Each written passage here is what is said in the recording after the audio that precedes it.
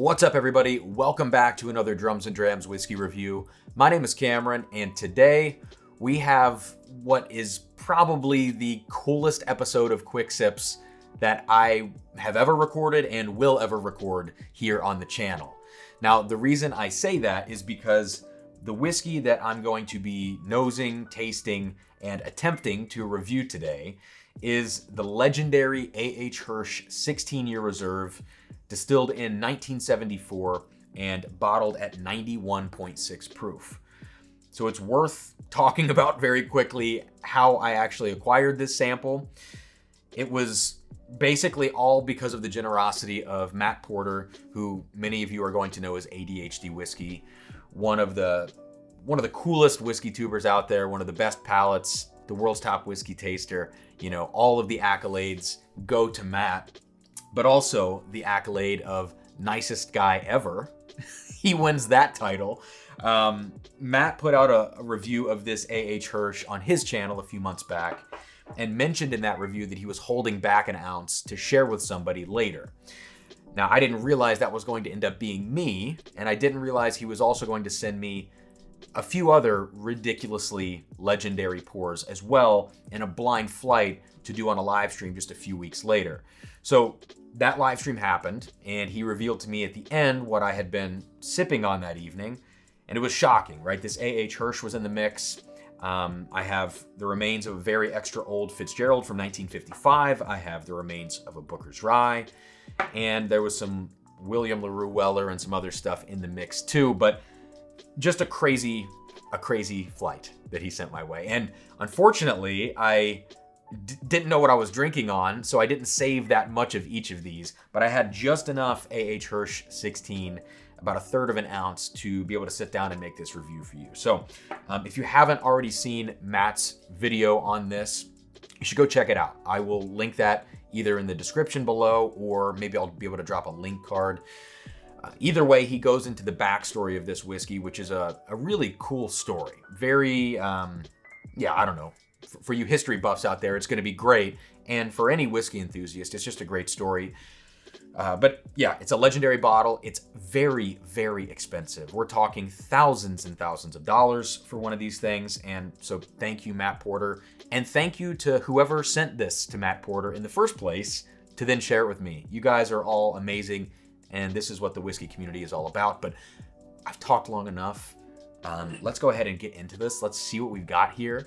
I remember when I did taste this that it really caught me by surprise. Let's just say that. I remember one tasting note Matt gave, which was something about a cast iron skillet. You know, we'll see what I get here on the nose. I've been looking forward to this for quite a while, though. So let's get into it.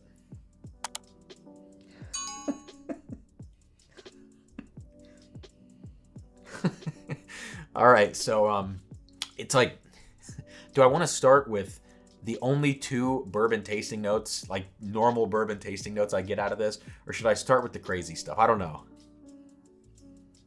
I'm going to start with the crazy stuff, all right? So, okay, let's start with this. First and foremost, this smells like a heavily sherried scotch to me. There's something about a little bit of a rubbery, sulfury kind of quality to this that reminds me of a heavily sherried scotch. There's a ton, and I mean a ton, of dark fruit in here, but it's not in the way that you get dark fruits on most modern bourbons. It's nothing like that. It's closer to a heavily sherried scotch. Let me just smell it again and we'll dig a little deeper. Wow. All right. So there's something almost industrial about this. Like blacktop, like fresh blacktop. If you've ever, smelled that outside. Like I said, it's slightly rubbery. There's almost like a Play-Doh kind of quality to this. Almost barbecue as well. It's really industrial / savory in a way that I don't know that it's familiar to me as someone who drinks a lot of bourbon. Yeah, almost like, one of those really pretentious tasting notes or whatever, like an antique store. It smells like old antiques. The oak quality on here, for it being 16 years old, it's not like a traditional kind of musty, sour oak like you tend to get on maybe some older Knob Creeks, maybe some older Heaven Hill stuff. It'll either go really musty or really sweet and vanilla. This is neither of those things. And it's also not like any dusty whiskey that I've ever smelled or tasted, for that matter. A lot of times when you smell like Old National Distiller stuff, which is some of my favorite dusty whiskey, you get a lot of the butterscotch, and the dusty quality has a particular thing about it.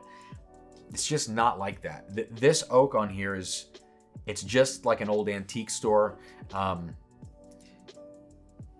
Yeah, if I want to be really, really nerdy about it, it's like you opened a box of raisins and just left it in an old library for like 20 years and you came back to them. It's gross, but it's true. All right, last thing before I taste it. I promise I'm going to taste this thing. But I think you can learn a lot about a whiskey from the nose, and especially when I only have like a third of an ounce, I might get 2 sips out of this thing. So the only other thing I want to say, let's go to some traditional bourbon notes. There's a lot of cinnamon in here, like cinnamon bark, and like a little bit of vanilla. That's it. The rest is barbecue, Play-Doh, rubber tire, fresh asphalt. It's so strange. It's kind of hard to believe, to be honest with you. So let's go ahead and check this out on the palate. Cheers.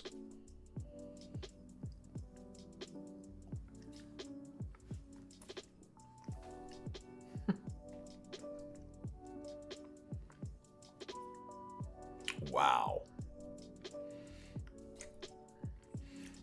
Wow. Much fruitier on the palate, actually. That's so weird. Sorry if I'm making you sit through this right now and I haven't cut this out. I do apologize. Whoa. Jeez. It's like the intensity, this is going to sound weird, the intensity of a Jolly Rancher on your palate, where you get that like sour sweet rush as soon as it hits your palate. This thing explodes like that. I tasted a lot of fruit here. I tasted weirdly like green apple, blue raspberry, and really rich cherry notes. Those and it almost tasted like a Jolly Rancher. It almost had a little sour tang to it.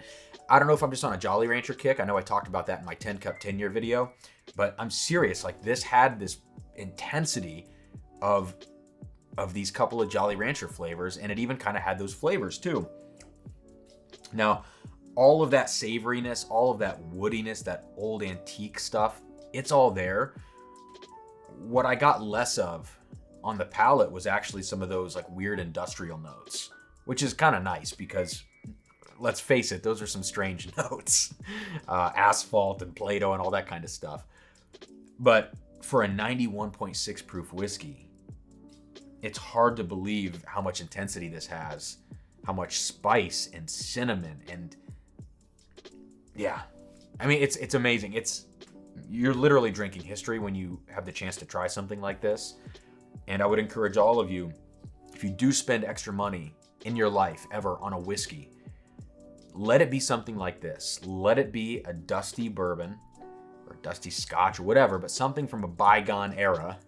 Let it be that will never be made again in the same way, as opposed to spending it on a George T. Stagg or, the next Old Fitz decanter. I mean, those are great whiskeys, but this is history, and this, to me, is worth the upcharge.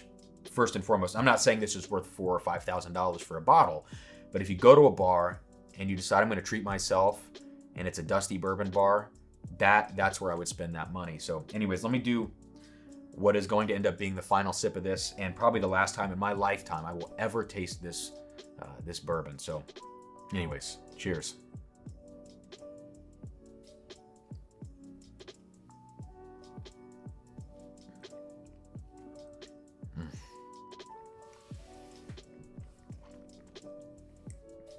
Wow. There it is again. There's a tang. There's a bright fruit tang.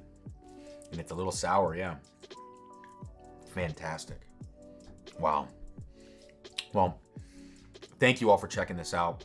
Thank you for humoring me as I spend over 10 minutes just fawning over this whiskey. It's truly incredible.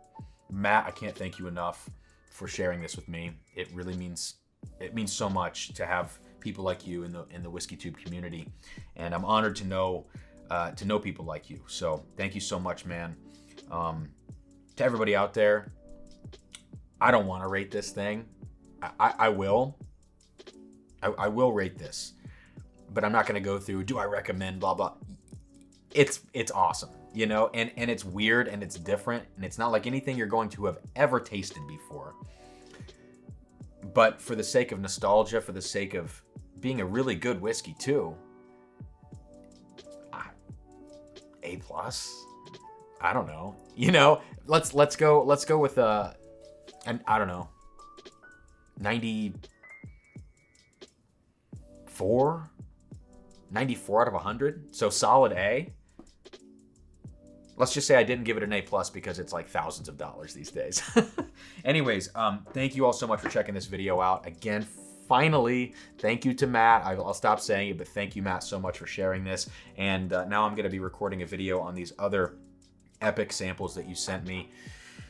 But like, comment, subscribe, all that good stuff. And yeah, I'll see you guys next time here on the channel. I don't really have anything to, you know, say cheers with here at the end of the video, but let's see if I can get one final drop out of this.